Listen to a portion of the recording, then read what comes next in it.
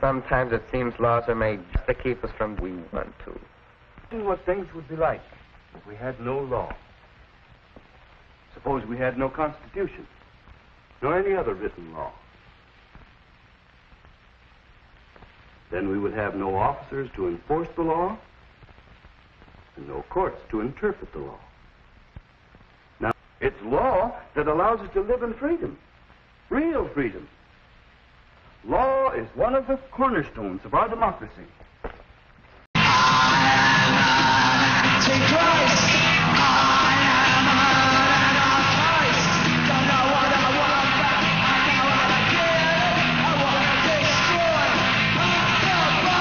Yeah, it was something I learned very quickly reading up on Anarchy, that it is not how sort of punk and everything makes it out to be. It's not about, you know, gobbing and doing what you like and throwing bricks through windows and stuff like that. Or the way it's often portrayed in films, they're like, oh, anarchists, you know, they're just people who want to destroy everything.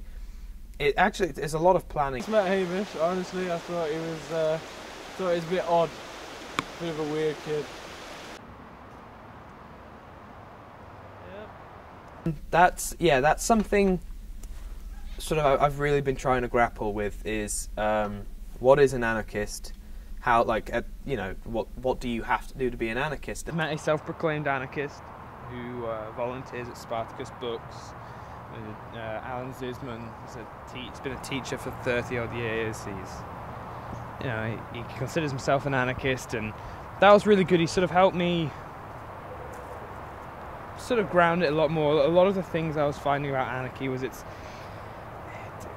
there aren't many people who've done it for life. It's a religious faith. It's a secular religious faith, but it's a religious faith. It's a faith that people left to their own devices and in groups are more likely to do good than to do evil. And because of that, people left to their own devices will generally make the right decisions and don't need someone to tell them what to do. He said, you know, because society is a group of individuals moving and cooperating together as a mass. Somebody said it's like bacteria on bananas or something. It's, you know, each individual bacteria is doing its own thing, but they're all moving together to create a mouldy banana. Probably mouldy fruit isn't the best example. The Catalan government ruled only in name. All structures of power collapsed. Churches and monasteries were burned and looted. Helpless, the Catalan government offered power to the anarchists. But true to their principles, they refused it. The anarchists believed that out of this revolutionary explosion, the people would create their own free society without state, church, or capitalism.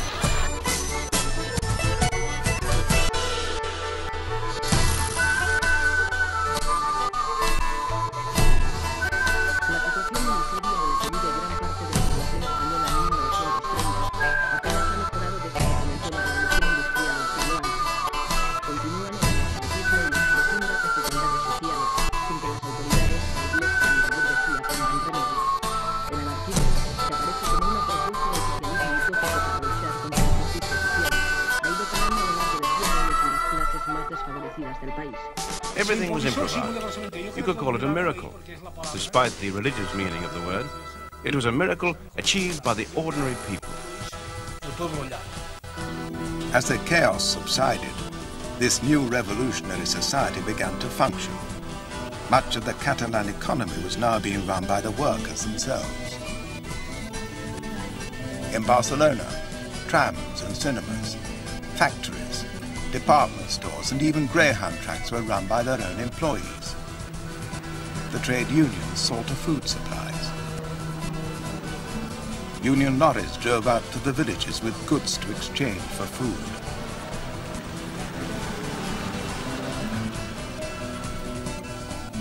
Barter, not purchasing, kept Barcelona fed for the first weeks of the Civil War. In In some places, money itself, seen by anarchists as inherently evil, was abolished. How do you act as an individual in a larger group? Yeah, and Do you think that anarchy is a reasonable response to that, to, you know, the rights of the individual, but knowing that you need to have the free movement of the group? I think you've answered your own question. Yes. Yes, anarchy certainly is an effort to find that balance. You know, we might claim that all political systems are an attempt to find that balance, but Yeah. on different ends. You know, so anarchists tend to think that small groups work better than big groups, that you can build federations of small groups, that the way to get large groups working together is by small groups, that small groups work because they're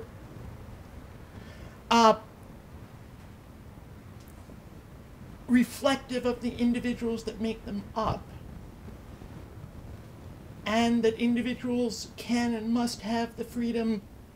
Ultimately, if a group isn't reflecting your needs, you can leave. If you don't have the freedom to leave, ultimately you have no freedom. Yeah, just walking off into the woods and just leaving everything and just doing my own thing, I guess.